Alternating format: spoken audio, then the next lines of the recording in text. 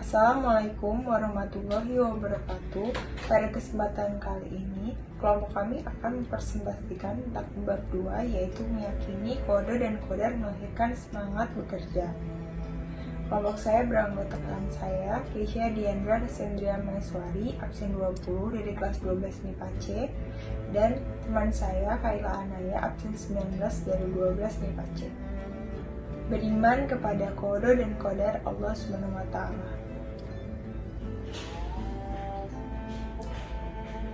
Kode menurut bahasa adalah menentukan atau memutuskan, sedangkan menurut istilah adalah ketentuan Allah dari zaman azal.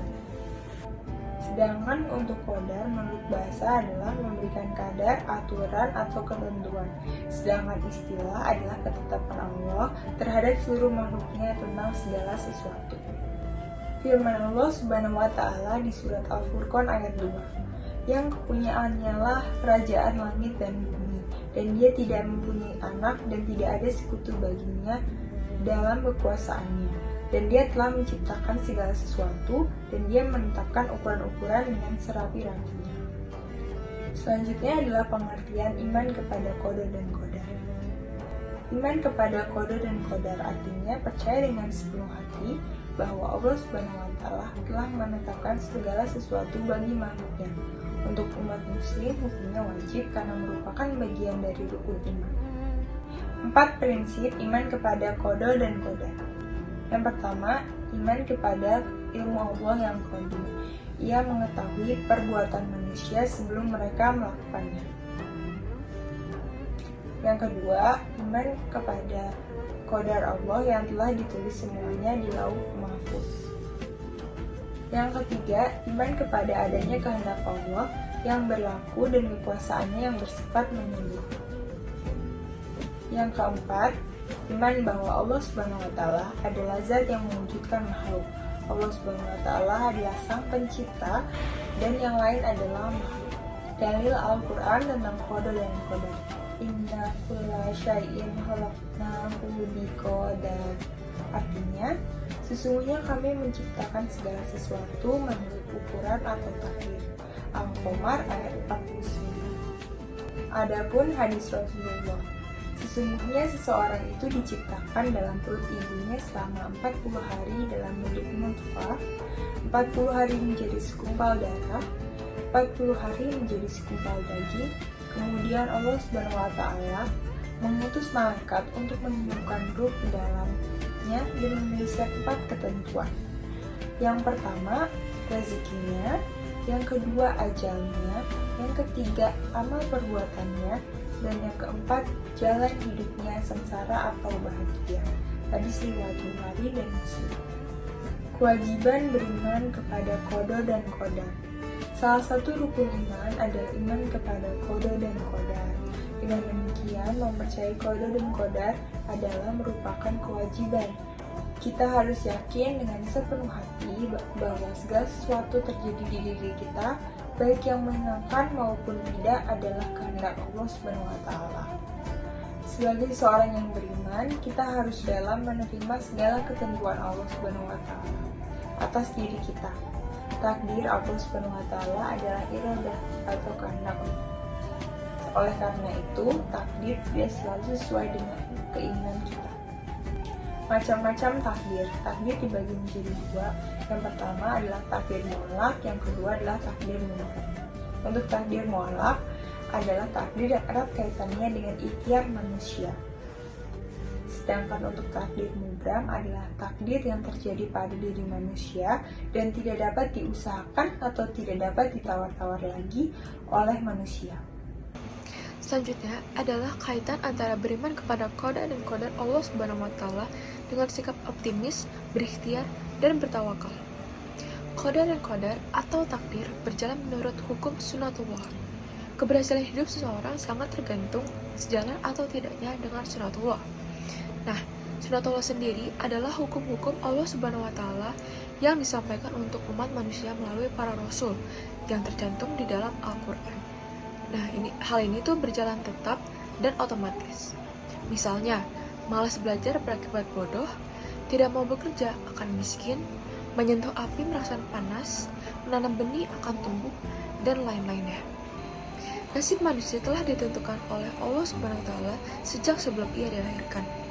Walaupun begitu, tidak berarti bahwa manusia hanya tinggal menunggu nasib tanpa berusaha dan ikhtiar. Manusia tetap berkewajiban untuk berusaha, sebab keberhasilan tidak datang dengan sendirinya. Manusia mempunyai kemampuan sesuai dengan apa yang telah diberikan Allah Subhanahu wa Ta'ala kepadanya. Samping itu, manusia berada di bawah hukum-hukum seperti kauliyah dan kauniyah. Hanya berbeda dengan makhluk lain selain manusia seperti matahari, bulan, planet, dan lain-lainnya, seluruhnya telah ditetapkan takdirnya tanpa bisa ditawar-tawar. Seperti pada Quran Surat Fussilat ayat 11 yang artinya, kemudian dia menuju ke langit dan langit itu masih berupa asap. Lalu dia berfirman kepadanya dan kepada bumi, datanglah kamu berdua menurut perintahku dengan patuh atau terpaksa.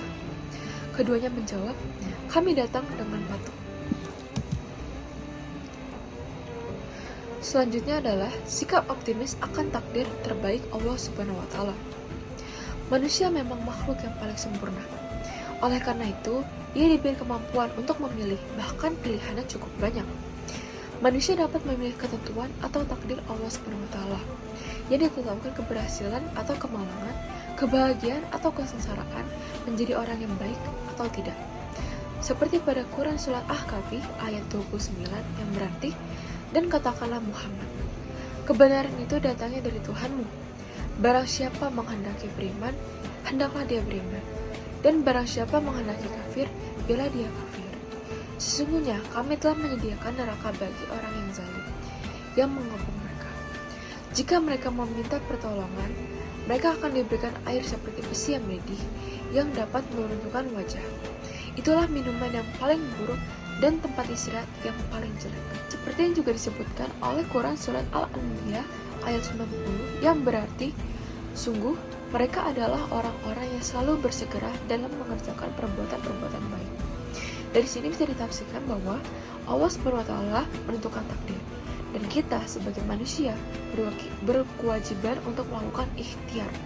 Dari tadi kita mendengar kata ikhtiar, namun sebenarnya apa sih itu ikhtiar? Nah, ikhtiar adalah berusaha dengan sungguh-sungguh dan sepenuh hati dalam mencapai cita-cita atau tujuan. Seperti pada Quran Surat Al-Mu'minun yang berarti Al-Mu'minun ayat 61 yang berarti mereka itu bersegera untuk mendapatkan kebaikan-kebaikan, dan merekalah orang-orang yang segera memperolehnya. Allah Subhanahu wa Ta'ala mendorong manusia untuk berusaha, berlomba, dan berkompetisi menjadi orang yang tercepat. Siapapun yang berusaha dengan sungguh-sungguh, berarti dia sedang menuju keberhasilan. Seperti pada pepatah Arab yang mengatakan, man jada wat jada.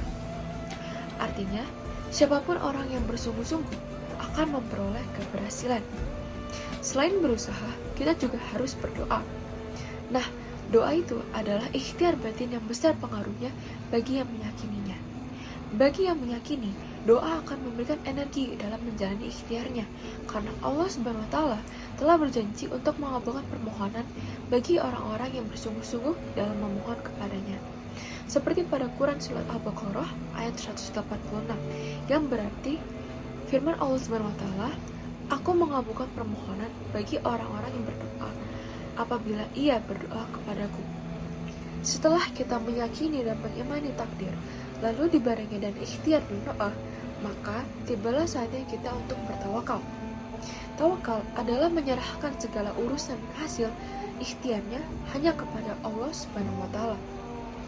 Dasar pengertian tawakal diantaranya diambil dari sebuah hadis yang diriwayatkan oleh Imam Ibnu Hibban dan Imam Al-Hakim dari Ja'far bin Amr bin Umayyah dari ayahnya radhiyallahu anhu.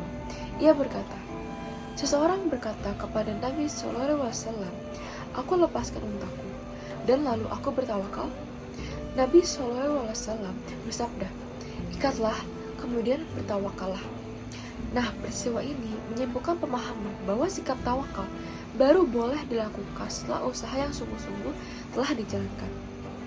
Tawakal itu terkait erat dengan ikhtiar, atau dapat disimpulkan bahwa tidak ada tawakal tanpa ikhtiar. Selanjutnya adalah hikmah beriman kepada qada dan qadar. Yang pertama, semakin kita meyakini bahwa segala sesuatu yang terjadi di alam ini tidak lepas dari sunatullah. Yang kedua, semakin termotivasi untuk senantiasa berikhtiar atau berusaha lebih giat lagi dalam mengejar cita-citanya. Yang ketiga, meningkatkan keyakinan akan pentingnya peran doa bagi keberhasilan suatu usaha. Kemudian, hikmah kepada qada dan qadar yang keempat adalah meningkatkan optimisme dalam menatap masa depan dengan ikhtiar yang sungguh-sungguh. Yang kelima, meningkatkan kekebalan jiwa dalam menghadapi segala rintangan dalam usaha sehingga tidak terputus asa ketika mengalami kegagalan. Yang keenam, menyadarkan manusia bahwa dalam kehidupan ini dibatasi oleh peraturan-peraturan Allah Subhanahu wa Ta'ala yang bertujuan untuk kebaikan manusia itu sendiri. Sekian presentasi dari kelompok kami. Mohon maaf bila ada kesalahan. Wassalamualaikum warahmatullahi wabarakatuh.